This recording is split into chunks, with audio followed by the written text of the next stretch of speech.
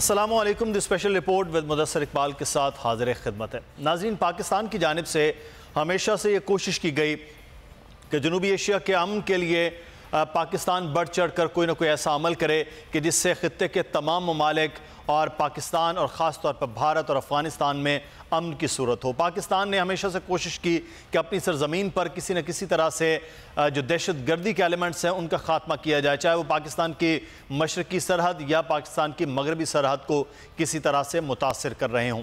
पाकिस्तान उससे बढ़कर भी आगे आया कि जब तकरीबन 11 से 12 करोड़ सिख पूरी दुनिया में और सबसे ज़्यादा तादाद जिनकी भारत में है उनके लिए आसानियाँ पैदा की जाए, क्योंकि पाकिस्तान में बहुत से ऐसे मकामात हैं सिखों के कि जो उनके लिए इबादत का दर्जा रखते हैं, उनके लिए बहुत अकीदत का दर्जा रखते हैं। तो पाकिस्तान की मौजूदा हुकूमत ने यह फैसला किया कि करतारपुर राहदारी को खोला जाए, करतारपुर बॉर्डर को खोलने का पूरा एक तरीक़ाकार वज़ा किया जाए और भारतीय हुकूमत के साथ मिलकर पाकिस्तान में ही ना रहने वाले बल्कि भारत के अंदर रहने वाले, पूरी दुनिया में रहने वाले सिखों के लिए गुरुद्वारा जो करतारपुर है उसको बेहतर किया जाए और वहाँ पर लोगों की आमदोरफ्त आसान की जाए। इसके बाद पाकिस्तानी वज़ीर आज़म, पाकिस्तानी हुकूमत, पाकिस्तानी फ़ौज की बड़ी पजीराई पूरी दुनिया में हुई और ये कहा गया कि पाकिस्तान ने पीस जेस्चर के लिए बड़ा अच्छा इक़दाम किया है। लेकिन जब भारत जो दूसरा फ़रीक है सारे अमल का, बातचीत का आगाज़ हुआ तो खुशाइंद लग रहा था, लेकिन कहीं ना कहीं किसी न किसी जगह से मामलात को रोकने की, उसको सबोताज करने की कोशिश की जाती रही है। क्या वजह है कि क्या भारत के अंदर इलेक्शन आ गए हैं और नरेंद्र मोदी की हुकूमत पाकिस्तान मुखालिफ जो नारा लगा के बड़ी है, पाकिस्तान मुखालिफ जो जंग की सूरत हाल पैदा करके आगे बढ़ी है, उसी को बरकरार रखना चाहते हैं जब तक ये इलेक्शन मुकम्मल नहीं हो जाता है और 20 मई का वक्त नहीं गुजर जाता है तब तक क्या ये मज़ाकरात भी इसी तरह से सबोताज किए जाएंगे? क्या वो जो करोड़ों सिख लोग हैं जो चाहे वो भारत में हैं चाहे वो पूरी दुनिया में हैं, क्या उनके लिए अब ये खेलने की और उनके जज्बात से खेलने की कोशिश भी अब नरेंद्र मोदी की हुकूमत ये करना चाहती है? क्या वजह है? तमाम तर सूरत हाल के, लेकिन आज एक जो अमल हुआ है उससे आपको आगाह करते चलें कि मोदी सरकार की हरधर्मी जो है वो बरकरार है। कुछ अजीब व गरीब किस्म के मामलात जो हैं वो सामने आए, जिसमें कहा गया है पाकिस्तानी डेप्टी हाई कमिश्नर को भारतीय वजारत खारजा में तलबी हुई और कहा गया कि करतारपुर भारत का सिख यात्रियों से परमिट फीस न लेने का मुतालबा सामने आया। भारत का यात्रियों को पैदल गुरुद्वारा दरबार साहब तक पहुँचने की इजाज़त दी जाए। सिखों के अलावा दीगर मज़ाहिब के भारतीय शहरियों को भी करतारपुर आने की इजाज़त देने का मुतालबा। तरीक़ाकार क्या होता है कि जब मुलाकात होती है दो लोगों के दरमियान, दो वफूद के दरमियान, तो क्या चीज़ें तय होती हैं और उसके बाद दोबारा से मुज़ाकरात जो होते हैं चीज़ें उसी में तय होती हैं या फिर कुछ अलग से फरमाइशी प्रोग्राम जो शुरू हुए हैं ये होते हैं? ये हम जानने की कोशिश करेंगे। हमारे साथ मौजूद हैं इस वक्त लेफ्टिनेंट जनरल अमजद शुएब साहब इस्लामाबाद से हमारे साथ मौजूद होंगे, उनसे इस तमाम तर सूरत हाल पर बात करेंगे। और जमील अहमद खान साहब हमारे साथ मौजूद हैं, साबिक सफारतकार हैं, हमारे साथ मौजूद हैं साबिक सफ़ीर, और इस तमाम तर सूरत हाल को ये देखेंगे कि तरीक़ाकार क्या होता है। पहले मैं जनरल अमजद शुएब साहब आप की तरफ आऊँगा कि ये जो मैंने सवाल उठाया कि ये अच्छा खासे मज़ाकरात का मामला था, मज़ाकरात में तवालत हो सकती है, बातचीत में मामलात हो सकते हैं, लेकिन ये अचानक एक फरमाइश होगी, डेप्टी हाई कमिश्नर को बुला लिया, उनको ये चीज़ें पकड़ा दी गई।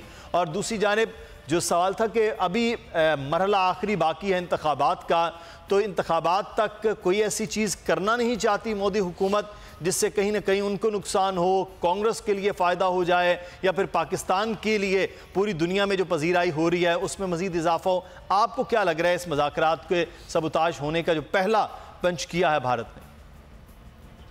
बिस्मिल्लाहिर्रहमानिर्रहीम। देखिए, जो करतारपुर कॉरिडोर है इसकी तारीख ये है कि भारत ने ये रिक्वेस्ट नहीं की थी कि ये खोल दें। हालांकि वहाँ पे हिंदुस्तान में सिखों ने कई दफ़ा हुकूमत से रिक्वेस्ट की कि ये पाकिस्तान से टेकअप करें और ये करतारपुर कॉरिडोर खोला जाए। तो पाकिस्तान ने जब ये एक तरफा कार्रवाई की और प्रपोजल दे दी कि जी हम खोलने के लिए तैयार हैं, तो उनको बमरे मजबूरी ये काम करना पड़ा। असल किस्सा ये है कि वो सिखों के ऊपर एतमाद नहीं करते और उनको इस बात का शुबा है कि सिख जो हैं ये अगर पाकिस्तान की तरफ जाएंगे तो सिखों के अंदर पाकिस्तान के लिए गुडविल बढ़ेगी, जो कि नेचुरल है। आप गुडविल बढ़ाने के लिए कोई किसी को कोई आप खिलाते पिलाते नहीं है। एक आपका रवैया है कि आप मजहबी रवादारी रखते हैं और आपने उनके मजहब के लिए जो भी सहूलत पैदा की जा सकती थी मजहबी मामलात के लिए वो आपने पैदा की, तो गुडविल तो होगी उसमें। लेकिन सिखों को वहां पे शक व शुबे की निगाह से देखा जाता है। चुनांचे आप देखेंगे कि भारत हर वो हरबा इख्तियार करेगा जिससे कि ये कॉरिडोर का मामला या तो अल्तवा में पड़ जाए या ये किसी न किसी तरह ब्लॉक हो जाए और जो 550वां वो मनाना चाहते हैं जन्मदिन इनका जिसकी वजह से खोला गया वो गुजर जाए और उसका आगे इल्जाम किसी न किसी शक्ल में पाकिस्तान पे डाल दिया जाए। ये वो हरकतें करेंगे और मेरा ख्याल है पाकिस्तान को भी वाज़े तौर पे बता देना चाहिए कि हमारी तरफ से रुकावट नहीं है।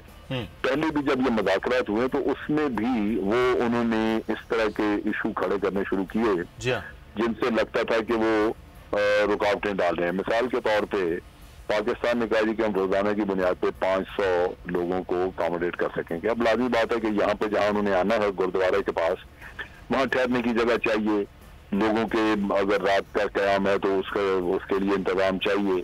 फिर वो स्पेस कॉरिडोर की जो है वो भी नैरो है, ये नहीं है कि आप बड़ा हजूम वहाँ पे। फिर कंट्रोल खुदा न खास्ता वहाँ पे कोई मिसहैप हो जाता है तो आप उसको कंट्रोल कैसे करेंगे। लेकिन इंडिया इंसिस्ट कर रहा था कि नहीं, रोजाना के 5000 लोगों को आप करें और कहाँ 500 और कहाँ 5000, 10 गुना ज्यादा आप कह रहे हैं। तो इस तरह के वो पाकिस्तान के लिए किसी न किसी शक्ल में मुश्किलात बनाना चाहते थे और मैं तो अप्रीहेंसिव हूँ क्योंकि ये भारत की नीयत सिखों के मामले में ठीक नहीं थी। मैं तो बारहा इस चीज को जब गौर करता हूँ तो यूं लगता है कि जैसे सिख उनके अपने शहरी नहीं है, वो सिर्फ हिंदुत्व की वजह से हिंदू को तो शहरी समझते हैं लेकिन सिख के मामले में वो काफी सारा उनकी सोच काफी मुख्तलिफ है। बिल्कुल, अक़लियतों के हवाले से बड़ी सोच मुख्तलिफ है। सिखों की तादाद मुसलमानों से भी कम है तो मुसलमानों के हवाले से जो उनकी है फीलिंग्स वही सिखों के हवाले से माजी भरा पड़ा है। लेकिन अब भी जो एतराज़ हुआ है उसमें एक एतराज़ और है और वो है सिख नुमाइंदे जो पाकिस्तानी वफ्द में शामिल हैं उनको भी वो कह रहे हैं कि इनको भी निकाला जाए, इनके साथ भी मुज़ाकरात ना हो। जमील अहमद खान साहब, तरीक़ाकार क्या होता है दो जब वफूद इस तरह से मिल रहे होते हैं, क्योंकि मामला ये सफारती भी है जहाँ पर किसी मज़हब के लिए मजहबी अकीदत का मामला है लेकिन उससे दो मुल्कों की सफारतकारी का भी मामला है। एक मज़ाकरात चल रहे हैं, उन मज़ाकरात का दूसरा दौर होना था, तीसरा दौर होना था 2 अप्रैल को। अब वो सबूताज होता हुआ नज़र आ रहा है कि आप डिप्टी हाई कमिश्नर को बुलाएं और उनसे आकर ये तमाम तर चीज़ें फरमाइश कर दें या बातें कर दें या मुतालिबात कर लें। ये तरीक़ाकार ठीक है किसी मुल्क का? इसमें दरअसल 2 तनाजुर बड़े अहम हैं। पहला तनाजुर तो ये है कि ये बायलैटरल एग्रीमेंट्स जो हैं इसकी क्या क़ुव्वत होती है बैनुल-अक़वामी क़वानीन में जी, और दूसरा इसका तनाजुर ये है कि इसका सियासी पहलू क्या है।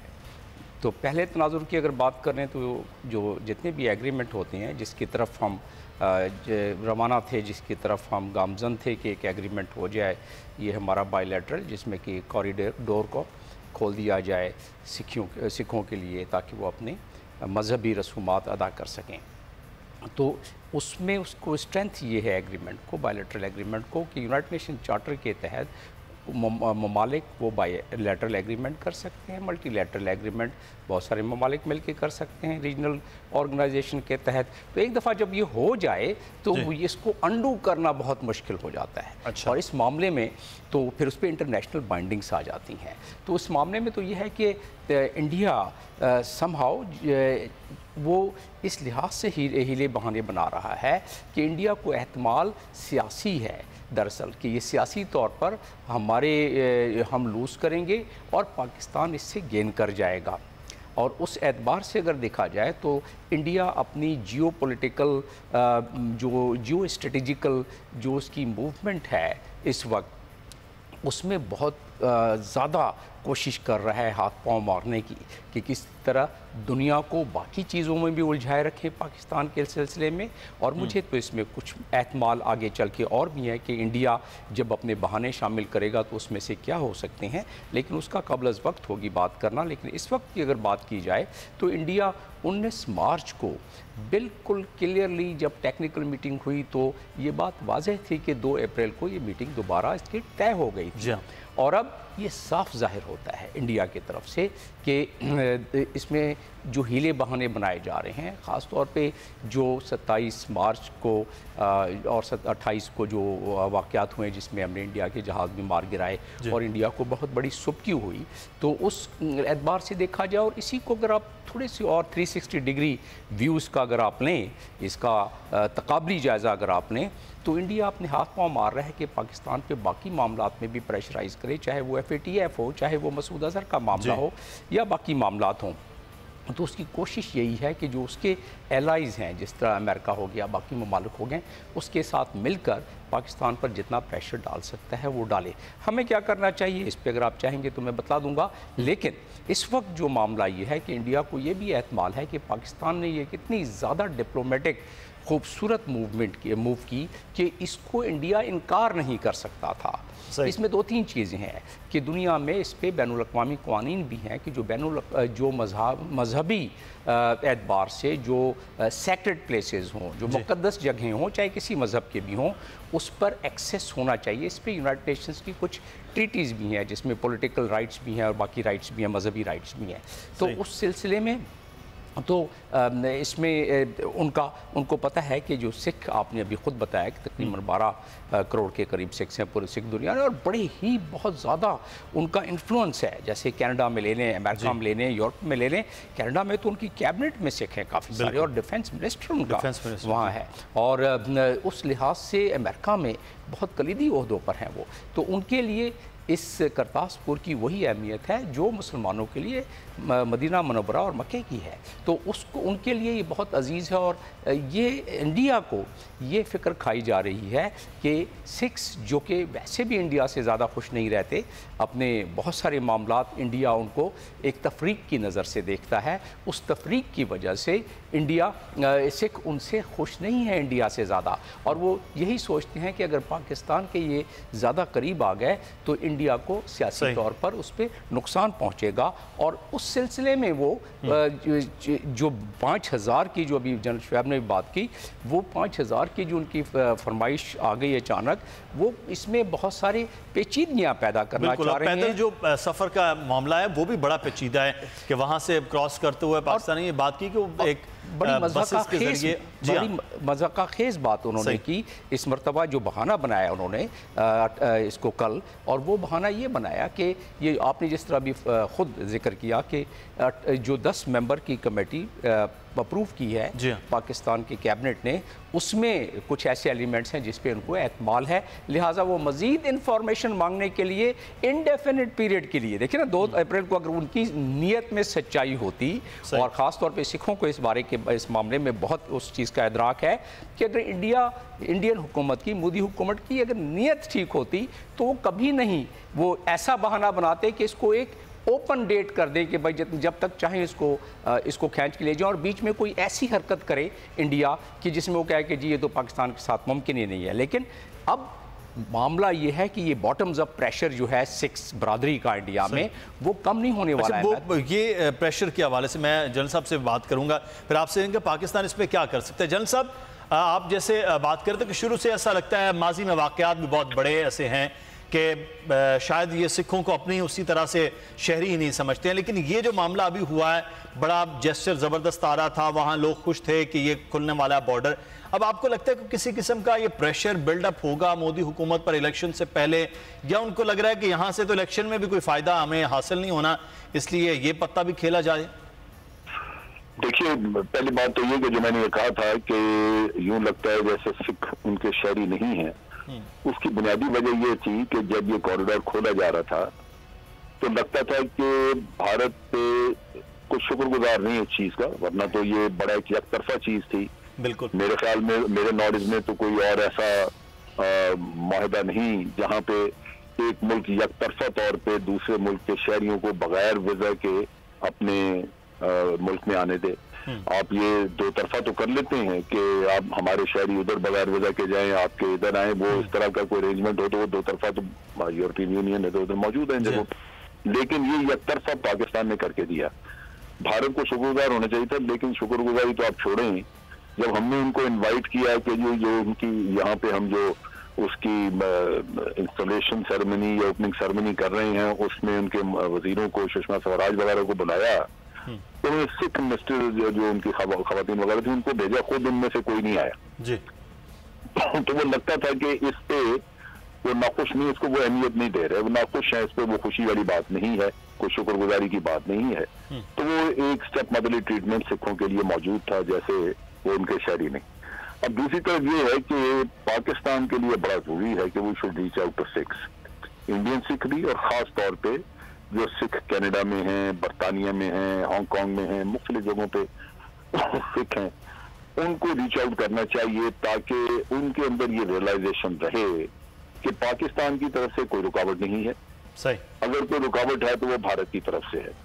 लिहाजा उनको ये मोबिलाइज किया जाना चाहिए कि अब अगर वो चाहते हैं कि गुरु नानक के 550 में उसके ऊपर ये कॉरिडोर खुले, तो उनको भारत की हुकूमत के ऊपर प्रेशर डालना चाहिए उनको, और पाकिस्तान शुड वेट ना, हमें मीटिंग की रिक्वेस्ट नहीं करनी चाहिए, सही, हमें इंतजार करना चाहिए कि अब भारत रिक्वेस्ट करे और वो सिखों के जरिए होनी चाहिए, सिख उनको प्रेशराइज करे और फिर भारत आए और फिर आप बात करके। तो बड़ी ज़बरदस्त किस्म की ये तजवीज़ है जनरल साहब जो आप बात करेंगे, पूरी दुनिया में सिख बड़े इन्फ्लुएंशियल भी हैं और बड़ा हिस्सा है भारत की इकोनॉमी, तो अब उनको प्रेशराइज बहरहाल करना चाहिए भारतीय हुकूमत को कि अगर पाकिस्तान चाह रहा है तो फिर फौरी तौर पर हो। जमील अहमद खान साहब से भी बात करेंगे ब्रेक से बाद कि पाकिस्तान अब सफारती सतह पर मजीद क्या कर सकता है, और ब्रेक के बाद हम कुछ बात करेंगे मकबूजा कश्मीर में जारी जुल्म व बर्बरियत जो भारतीय रियासती दहशतगर्दी कहलाता है, उस पर बात होगी ब्रेक के बाद।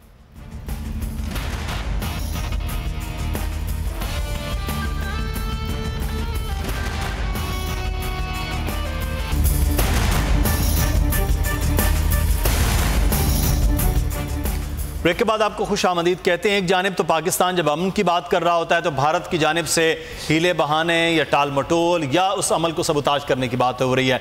दूसरी जानिब भारत के ज़ेरे तसल्लुत जो कश्मीर है उसके अंदर मज़ाहमत की तहरीक आज से 70 साल से चल रही है, लेकिन उस मज़ाहमत की तहरीक में आए दिन शिद्दत आती है और इस शिद्दत में अब जो चश्मकुशा इंकशाफात सामने आ रहे हैं अमरीकी अखबार में वो ये है कि यहाँ पर पढ़े लिखे और इंतहाई पढ़े लिखे नौजवानों की इसमें शमूलियत हो रही है और ये भारत के लिए अलार्मिंग सिचुएशन है, ये अखबार लिख रहा है। लेकिन उसके बावजूद भारत इस चीज़ को भी समझ नहीं पा रहा है। अखबार के मुताबिक 2013 में सिर्फ 16 पढ़े लिखे नौजवान इस मज़ामती तहरीक में शामिल हुए कश्मीरी, और 2018 में ये तादाद 16 की बजाय 191 हो गई। यानी कि इस तेज़ी के साथ इस मज़ामती तहरीक में लोग शामिल हो रहे हैं, लेकिन भारत की रियासती दहशतगर्दी उसी तरह से जारी है। पाकिस्तान को अब क्या करना है और भारत क्यों नहीं इस चीज़ से पीछे हट रहा है? जमील अहमद खान साहब, भारत बहुत ताकतवर है क्या, या भारत के साथ वो दुनिया की ताकतें हैं उसको कुछ नहीं कह रही हैं कि इस तरह से जुल्म बर्बरियत है? यूनाइटेड नेशन की रिपोर्ट सामने आ गई, यूरोपीय यूनियन में ये चीज़ें सामने आ गई। अभी यूरोपीय पार्लियामेंट के अंदर उन लोगों ने ख़त लिखा मोदी को किस तरह से इस्तेमाल किया गया पैलेट गन्स का, किस तरह से लोगों को मारा गया है, फिर भी जूं तक नहीं रेंग थी। इसकी क्या वजह है? मदरसा साहब, बड़े भारी दिल के साथ कहना पड़ता है कि पिछले बरस बल्कि पिछले 70 सालों से जिस तनदही के साथ और जिस फुर्ती के साथ और जिस दानिशमंदी के साथ हमें कश्मीर के मामलात को दुनिया के सामने पेश करना था, उसमें कुछ कमी रह गई। तो जिसकी वजह से हम कश्मीरियों का मौक़िफ़ जिसके के लिए जो हमारा कॉर्नर स्टोन है, फॉरेन पॉलिसी का कॉर्नर स्टोन, उस पे हम उस अंदाज में उसको प्रोजेक्ट नहीं कर सके। और इसी वजह से अब मैं आपको चंद हक़ाइक़ सामने रखता हूँ। अगर इन हक़ाइक़ को दुनिया के सामने सही मानों में अगर प्रेजेंट कर दिया जाए, डिप्लोमेसी होती क्या है, डिप्लोमेसी में जब तक कंसिस्टेंसी ना हो, डिप्लोमेसी में जब तक मल्टीलैटरल इंगेजमेंट ना हो इस किस्म के कॉन्फ्लिक्ट को आगे दिखलाने के लिए, तो उस वक्त तक आपके मकासद काम नहीं होते, वो कामयाब नहीं होते हैं और हासिल नहीं होते हैं। और दूसरा ये है कि डिप्लोमेसी में जब तक आप इंगेजमेंट को बदस्तूर मुख्तलिफ बैनुल-अक़वामी ममालिक के साथ नहीं करते रहेंगे और हक़ाइक़ को सामने नहीं बताते रहेंगे, तो फिर उसमें आपको फ़ायदा नहीं होता है। इंडिया को देखें कि इंडिया बदस्तूर कश्मीरी तहरीक को दहशतगर्द गर्दानने के लिए पूरी दुनिया के साथ उसने इंगेज किया हुआ है। और फिर मुझे बहुत मलाल के साथ कहना पड़ता है कि इंडिया की लॉबिंग की वजह से मौलाना मसूद अज़हर के ख़िलाफ़ ये दूसरी मरतबा एक महीने में तहरीक पेश हो रही है, जो रेजोल्यूशन पेश हो रहा है सिक्योरिटी काउंसिल में, और जिसमें चाइना ने पिछली दफ़ा टेक्निकल होल्ड डाला था और इस दफ़ा चाइना ने इस पर स्टेटमेंट दिया है। उस पर मैं आगे चल के बताता हूँ, लेकिन एक तसलसल के साथ मैं आपको चंद हक़ाइक़ सामने पेश कर दूँ कि जिसमें हम उसको जिस अंदाज में प्रोजेक्ट कर सकते थे वो नहीं, और किस तरह हम अपने साथियों को, दोस्तों को, टर्की हो गया, गल्फ़ कंट्रीज़ हो गए, ईरान भी बहुत ज़्यादा कश्मीर के मामले में हमारा साथ देता रहा है हर मामले में, इसी तरह बहुत सारे और ममालिक हैं, उनको हम साथ लेके किन पॉइंट्स पर चल सकते थे। मैं आपके सामने जो हक़ाइक़ रखने लगा हूँ, 3000 जो लोग एक कब्र में दफन कर दिए गए, ये इंडिया की अपनी पीपल्स ट्राइब्यूनल जो उनकी NGO है उसकी रिपोर्ट है ह्यूमन राइट की। ठीक, उस वक्त हमने कोई ज़्यादा शोर नहीं मचाया, दुनिया को नहीं बताया हमने, क्योंकि वो बदस्तूर इंडिया हम पर इल्ज़ाम लगाता रहा है कि पाकिस्तान से दहशतगर्द आते हैं, पाकिस्तान से दरअंदाजी होती है और वहाँ पाकिस्तान के लोग जाके ये काम करते हैं, जबकि ये प्रूफ हो गया उनके DNA से कि ऐसा नहीं हुआ, DNA हुए उनके। अच्छा, दूसरी चीज़ जो सबसे कलीदी है, मैं उस पर पहले आ जाता हूं, दरमियान वाली चीज़ों पर मैं बाद में आपको बता देता हूं चंद लम्हों में। सबसे कलीदी बात यह है कि जो अक़वाम मुत्तहिदा की अपनी रिपोर्ट है ह्यूमन राइट की, जिसका बहुत दफ़ा जिक्र हो चुका है, जून लास्ट ईयर जो शाया हुई है, जिसमें सिसकियों और आंसुओं के साथ जो अक़वाम मुत्तहिदा का अपना कमिश्नर है उसने वो रिपोर्ट पेश की और दुनिया के दिल दहल गए। उस मामले में हमें चाहिए था कि उसको हम बदस्तूर उस पर हम मुसलसल हम उसकी मल्टीलैटरल इंगेजमेंट करके लोगों को, दुनिया को बताते रहते तो ज़्यादा बेहतर होता, और अब तक वो सिक्योरिटी काउंसिल में आ जाना था, इसके बावजूद कि इंडिया की बहुत ज़्यादा लॉबिंग जारी है।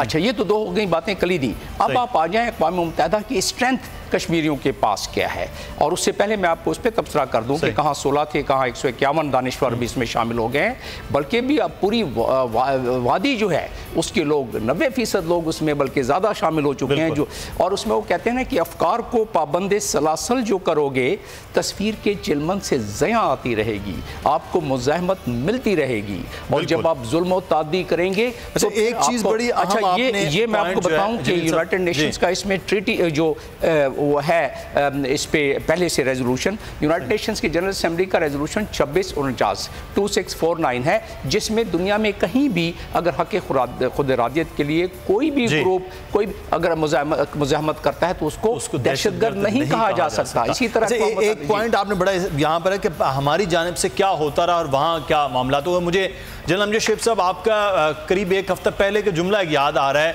आपने मेरे प्रोग्राम में ये बात करते हुए कही थी कि हम हमेशा से माजरत खाना अंदाज हमारा सा हो जाता है और जहाँ जब बात करनी होती है वो उस तरह से नहीं हो पाती है। तो क्या इस मामले में भी हम कश्मीर के मामले में स्लो रहे हैं कि यहाँ भी जब वो हमारे पर उल्टा इल्ज़ाम लगाते तो फिर तब भी हम माजरत खाना अंदाज हो जाते हैं, चाहे वो पुलवामा का हमला हो, चाहे इससे पहले पठानकोट का मामला हो?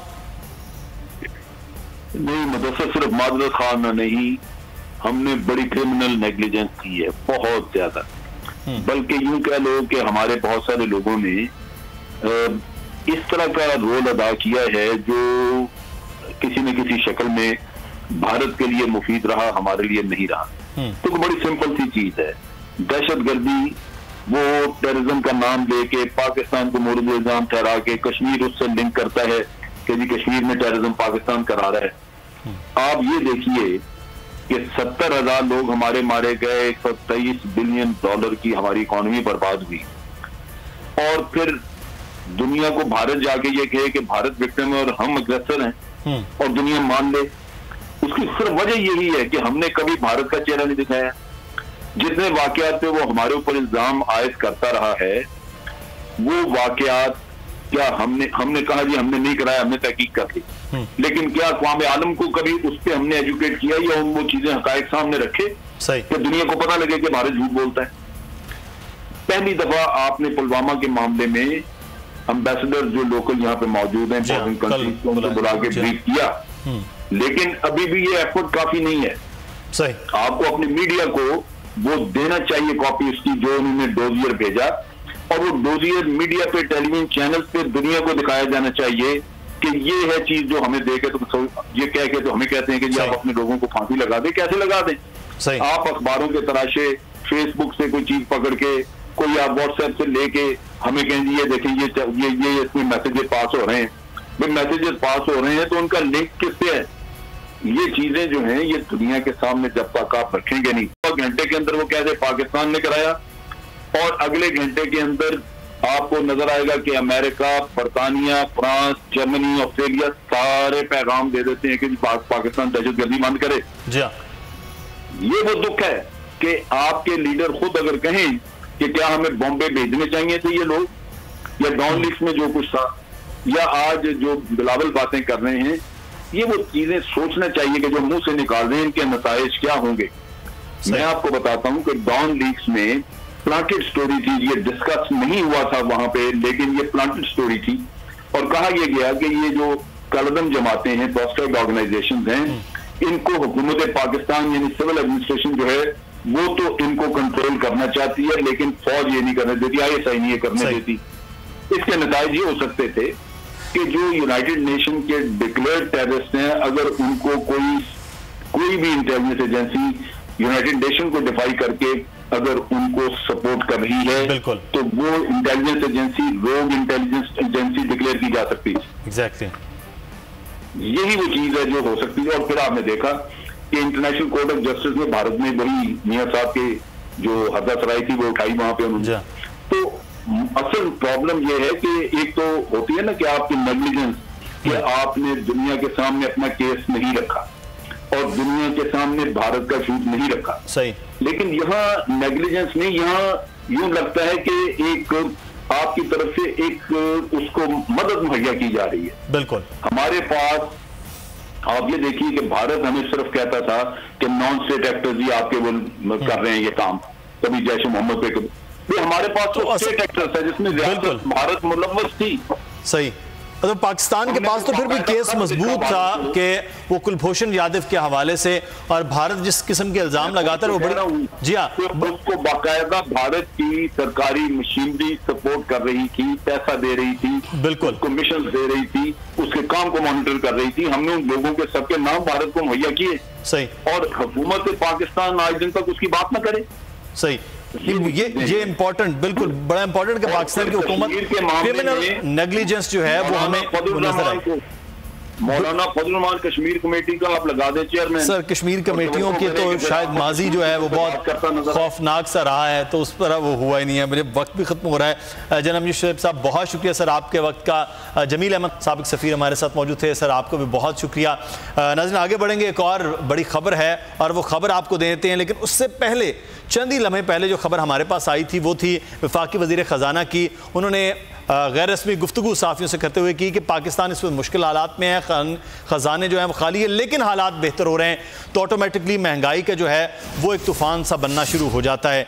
तो क्या वजूहात हो रही हैं? हम इंटरनेशनल मार्केट के साथ चल रहे हैं या अगले आने वाले वक्त में आप क्या देख रहे हैं मुल्क की मामलात मईशत के हवाले से? सर देखिए दो चीज़ें साथ साथ हो रही है ना, आहिस्ता आहिस्ता इंटरनेशनल प्राइस जो है वो मार्केट में बढ़ रही है, इंटरनेशनल मार्केट में। तो और दूसरी तरफ यह है कि हमारे रुपए में भी आहिस्ता आहिस्ता प्रेशर बिल्डअप हो रहा है। तो ये डबल एक इम्पैक्ट हो रहा है जिसकी वजह से हुकूमत को ये बढ़ाना पड़ रहा है। और जब पेट्रोल की कीमत बढ़ेगी तो उससे ट्रांसपोर्ट के चार्जेस बढ़ेंगे, और जब ट्रांसपोर्ट के चार्जेस बढ़ेंगे तो तमाम जो आइटम है, खाने पीने की चीज़ें जो मार्केट से में लाया जाता है तो उसकी भी कीमत बढ़ेगी। जब उसकी कीमत बढ़ेगी तो स्टेट बैंक बिल्कुल तैयार बैठा होता है, वो डिस्काउंट रेट को बढ़ा देगा। और जब डिस्काउंट रेट बढ़ेगा तो डॉक्टर साहब एक चीज जो है जी सर फरमाइएगा जी। जो डिस्काउंट रेट बढ़ता है तो सारे जो कॉस्ट ऑफ बोरोइंग है कमर्शियल बैंक का वो बढ़ जाएगा जी, तो उससे आपके इन्वेस्टमेंट गिर जाएगी, आपका ग्रोथ स्लो डाउन हो जाएगा। और दूसरी तरफ बजट पे उसका इम्पैक्ट होता है कि जब डिस्काउंट रेट बढ़ता है तो तमाम PIB के ऑक्शन रेट और ट्रेजरी बिल के रेट ये सब बढ़ जाते हैं, नेशनल सेविंग के रेट बढ़ जाते हैं। तो गवर्नमेंट का जो है बोरोइंग कॉस्ट ये बढ़ जाएगा तो इंटरेस्ट पेमेंट बढ़ जाता है। सही। जब इंटरेस्ट पेमेंट बढ़ेगा करंट एक्सपेंडिचर बढ़ जाएगा, करंट एक्सपेंडिचर बढ़ेगा टोटल एक्सपेंडिचर बढ़ेगा, रेवेन्यू इतनी तेजी से बढ़ नहीं रहा है तो बजट का खसारा होगा। सही। जब खसारा होता है तो फिर हम बोरो करते हैं तो हम एक उस साइकिल में डेट साइकिल में फंस चुके हैं ऑलरेडी। सही। अच्छा, लेकिन डॉक्टर साहब आज वजीर खजाना जब कुछ गैर रस्मी गुफ्तगू कर रहे थे मीडिया के लोगों से, उनका यह कहना था कि खतरनाक हालात से हम बाहर निकल आए हैं, खजाना तो पूरे पाकिस्तान का खाली है लेकिन बैरून मुल्क से सरमायाकारी आ रही है। उसी आज ही जो है 140.29 पर जो है वो इंटरबैंक में डॉलर आ गया है। तो IMF का तो मामला जिसकी आप मुखालिफत हमेशा से करते आए हैं वो तो अभी शुरू भी नहीं हुआ है। तो ये वाकई हम किसी हालात से बाहर निकल आएंगे इस साल में या कुछ मामला मजीद पेचीदा हो रहे हैं? देखिए, ये तो हकीकत है कि जो पिछले साल अगस्त, सितंबर, अक्टूबर में जो हमारे एक्सटर्नल बैलेंस ऑफ पेमेंट की सूरत हाल थी वो आज नहीं है। वो उसमें काफी बेहतरी आई है। वो हैजानी कैफियत नहीं है जो उस वक्त देखी जा रही थी। इतनी अनसर्टेनिटी नहीं है जो उस वक्त देखी जा रही थी कि पता नहीं क्या होगा।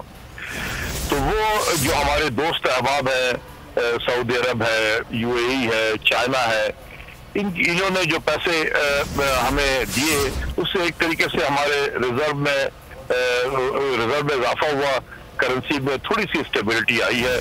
तो वो खजानी कैफियत नहीं है। तो ये तो हकीकत है। फॉरेन इन्वेस्टर का आना जो है ये भी एक हकीकत है कि बहुत तादाद में फॉरेन इन्वेस्टर्स आ रहे हैं। लेकिन देखिए, एक इन्वेस्टर्स का आना और उसको मटेरियलाइज होना ये दो मुख्तलिफ चीज है। आ तो रहे हैं वो पाकिस्तान को देखकर, पाकिस्तान के प्राइम मिनिस्टर को देखकर वो जरूर आ रहे हैं, बड़े तादाद में आ रहे हैं, सही, which is a good sign. लेकिन जब जाने के बाद जब वो एक्चुअल में इम्प्लीमेंटेशन होगा, वहां पर जो हमारी ब्यूरोक्रेटिक हर्डल्स होती हैं, हम कहते जरूर हैं कि 1 विंडो ऑपरेशन है, लेकिन जब दाखिल होते हैं तो आपको 1000 विंडो नजर आता है। सही, तो उसको ट्रूली 1 विंडो जो है हमें बनाना होगा। क्या हमारे अंदर वो सलाहियत है? बिल्कुल, मेरे ख्याल में हमारे अंदर सलाहियत पे कमी आ गई है काफी। तो फॉरेन इन्वेस्टर तो आता है ये समझ कर के पाकिस्तान में सलाहियत भी मौजूद है। डॉक्टर साहब, बड़ी हकीकत से चीज़ों जो है वो आश्कार आप कर रहे हैं कि जो सिर्फ बयानात तक बात है वो इतनी सादा नहीं है। मामलात को, उन चीज़ों को मटेरियलाइज होने में भी बहरहाल अभी वक्त बाकी है। बहुत शुक्रिया, पाकिस्तान साहब हमारे साथ मौजूद थे। और अब हम तैयार हो जाएँ, 11 रुपये बढ़ने लगा है, पेट्रोलियम मसनूआत में इजाफा हो रहा है, लाइट, डीजल, पेट्रोल और ये। लेकिन एक और जो खबर है, वो खबर तो हम देते हैं लेकिन पाकिस्तान के लिए, बहरहाल की शायकीन क्रिकेट के लिए कोई अच्छी खबर नहीं है। वो है पाकिस्तान सीरीज़ तो हार गया है लेकिन चौथा मैच आज होने जा रहा है जिसके बाद वसीम आज पाकिस्तान टीम की क़यादत कर रहे हैं क्योंकि शोएब मलिक इंजर्ड हो गए हैं। एजाज़ वसीम बाकरी हमारे नुमाइंदे इस वक्त हमारे साथ मौजूद हैं। एजाज़, सीरीज़ तो हार गए हैं, ये क्या चक्कर था? वर्ल्ड कप से पहले जो है वो टीम का मोराल कम करना था, इसलिए इस तरह की टीम भिजवा दी गई, की प्लेयर्स को बिठा लिया गया? नहीं, हम ये नहीं कह सकते कि मोराल को डाउन करने के लिए टीम बनेगी। जिन 6 प्लेयर्स को रेस्ट दिया गया उसमें शादाब को रेस्ट दिया गया, बाबर आजम को रेस्ट दिया गया, फ़खर जमान को रेस्ट दिया गया, कप्तान सरफराज को रेस्ट दिया गया और शोएब मलिक की कप्तानी के अंदर जो टीम भेजी गई ऑस्ट्रेलिया के खिलाफ मुत्तहदा अरब अमारात में 5 वनडे मैचेस की सीरीज़ खेलने के लिए, इस टीम को हम यंग टीम भी नहीं कह सकते, इनएक्सपीरियंस टीम भी नहीं कह सकते। इसमें अच्छे प्लेयर्स थे लेकिन ऑस्ट्रेलिया क्योंकि इंडिया को हराने के बाद वो अच्छी फॉर्म में थे और Pakistan through out international cricket अच्छी नहीं खेल रहा। हमने क्योंकि पाकिस्तान सुपर लीग देखी हुई रिसेंट 1 महीना, तो इसलिए हमें शायद सुपर लीग को हम विजुलाइज कर रहे हैं। लेकिन इससे पहले जो साउथ अफ्रीका का टूर पाकिस्तान ने किया था वहां पाकिस्तान अपनी सारी सीरीज हार गया था। उससे पहले न्यूजीलैंड को जो हमने UAE के अंदर होस्ट किया वहां पे भी पाकिस्तान अपनी तमाम सीरीज हार गया था। सो पाकिस्तान की इंटरनेशनल क्रिकेट की परफॉर्मेंस जो है उसको अपलिफ्ट करने की जरूरत है। आज शोएब मलिक भी इंजर्ड हो गए, उनकी जगह साद अली को मौका दिया गया। तो इजाज़ ये एक अच्छा मौका नहीं था कि आप एक अच्छी टीम के खिलाफ वर्ल्ड कप से पहले 5 मैचेस खेलते, पूरी भरपूर टीम वो मैचेस खेलती, वर्ल्ड कप से पहले एक तैयारी का एक मोमेंटम बनता, वो ज्यादा बेहतर नहीं था? देखिए मुदस्सिर, वर्ल्ड कप से पहले आपको अपनी बेंच स्ट्रेंथ को ट्राई आउट करना था। इसका फायदा ये हुआ, देखें उस्मान शनवारी फॉर्म में आपको दिखाई दे रहे हैं, आपने अब्बास को ट्राई कर लिया, आपने जो जुनेद खान है आपने उनको ट्राई कर लिया, मोहम्मद आमिर की परफॉर्मेंस के ऊपर सवालिया निशान उठना शुरू हो गए। तो ये सीरीज एक एक्सपेरिमेंट था और मेरा जाती भी यही ख्याल था कि पाकिस्तान क्रिकेट बोर्ड और टीम मैनेजमेंट को प्लेयर्स को रेस्ट कराना चाहिए था। हार जीत भूल जाएं ऑस्ट्रेलिया की सीरीज, पाकिस्तान अगर हार भी गया, आज चौथा मैच भी है, उसमें इमामुल हक भी नहीं खेल रहे हैं, शोएब मलिक भी नहीं खेल रहे हैं, बिल्कुल एक ऐसी टीम है जो कि हमने जिसको 1-2 साल के अंदर इन प्लेयर्स को नहीं देखा था वो पाकिस्तान के लिए खेलने। में इसका फायदा ये होगा कि मिकी ऑर्थर और इंजमाम उल हक को ये अदराक हो जाएगा कि उसके बेंच के ऊपर जो बैठे हुए प्लेयर उनकी कितनी स्ट्रेंथ है, और जो पाकिस्तानी टीम के करंट प्लेयर्स हैं अगर किसी को तब्दील भी करना है या किसी को अगर घर भी भेजना है तो ये फैसला करने में आसानी होगी। सो ये जो हार है ये वर्ल्ड कप से पहले पाकिस्तान क्रिकेट बोर्ड और टीम इंतजामिया को अपना प्लान बनाने में काफी मदद करेगा, लेकिन अब इंजमाम उल हक को उस प्लान को उसी तरीके से बनाना चाहिए जिस तरीके से इंग्लिश कंडीशंस के अंदर रिक्वायरमेंट होती है। उनको ऐसे बैट्समैन ले जाने पड़ेंगे जो वहां पर जाकर मजहमत करें, क्योंकि तेज पिचेस होगी। फास्ट बॉलिंग का डिपार्टमेंट ठीक है, बैटिंग ही सबसे बड़ा मसला है पाकिस्तानी टीम का। सही। तो साद अली का आज डेब्यू हो रहा है, साद अली के हवाले से बताइएगा कि किस तरह के प्लेयर हैं हम? देखें, साद अली ने कराची से क्रिकेट खेली है और बहुत ज़बरदस्त है डोमेस्टिक क्रिकेट में। वो तकरीबन पिछले 1-1.5 साल से वो दरवाज़ा खटखटा रहे थे, लेकिन पाकिस्तान क्रिकेट बोर्ड की सिलेक्शन के अंदर उसको मौका नहीं मिल रहा था। इसी तरीके से आबिद अली भी पाकिस्तान की डोमेस्टिक क्रिकेट के टॉपर हैं, आज वो भी ओपनर की हैसियत से मैदान में उतर रहे हैं। शान मसूद के साथ वो ओपनिंग करेंगे। आबिद ने भी 100 फर्स्ट क्लास मैचेस के अंदर तकरीबन 6500 रन स्कोर कर रहे हैं और 17 उनके तो आज दोनों जो हैं वो प्लेयर्स के लिए आज मौका भी है और इनके लिए भी आज मौका है कि वो परफॉर्म करके दिखाएं, क्योंकि पाकिस्तानी टीम बहरहाल मुश्किलात में है। तो उन दोनों को बेस्ट विशेस करते हैं। पाकिस्तानी टीम को भी बहुत शुक्रिया। इजाज़त वसीम बाकरी हमारे साथ मौजूद थे और मैच जो है हो चुका है। मैच को एंजॉय कीजिए। मुदस्सिर इकबाल को इजाज़त दीजिए। Special report with Mudassir Iqbal के साथ अब हाजिर होंगे पीर के रोज़। अल्लाह हाफिज़।